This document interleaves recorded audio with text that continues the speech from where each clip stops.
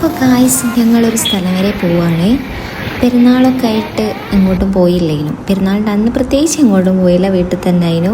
ഈ പ്രാവശ്യത്തെ പെരുന്നാൾ നിങ്ങൾക്കൊക്കെ എങ്ങനെ ഉണ്ടായിരുന്നു? ഞങ്ങൾക്ക് സത്യം പറയുകയാണെങ്കിൽ പെരുന്നാളാന്ന് തോന്നിയതേ ഇല്ല കേട്ടോ. നമ്മളിന്ന് പുറത്തു പോകാൻ ഇറങ്ങി നോക്കുമ്പോൾ നല്ല മഴക്കാറും മഴയൊക്കെ ആയിട്ടാണ്. അങ്ങനെ നമ്മൾ കോട്ടൊക്കെ ഇട്ട് ഇറങ്ങിയതാണ്.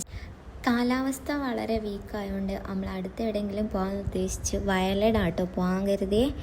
അപ്പോൾ കാക്കയും കാക്കൻ്റെ ഫ്രണ്ടും വൈഫും ഉണ്ടായിരുന്നു.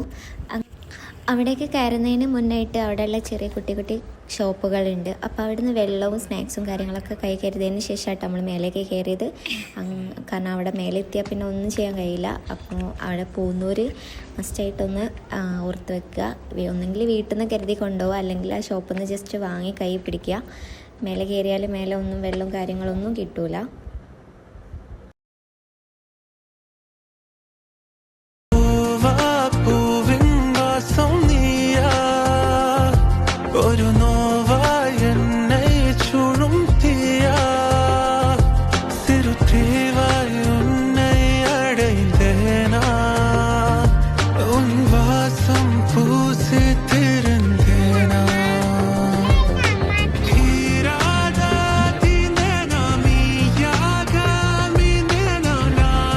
അവിടെ മുകളിൽ കയറിയേറെ കുറച്ച് കഴിഞ്ഞപ്പോൾ മഴ പെയ്തു കേട്ടോ.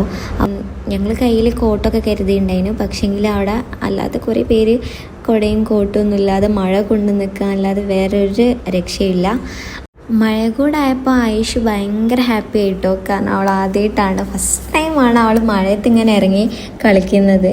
അപ്പോൾ കോട്ടൊക്കെ ഇട്ട് നല്ല ഭംഗിയുണ്ടായിരുന്നു. മാഷാ അല്ലാഹ് ഉഷാറായിരുന്നു.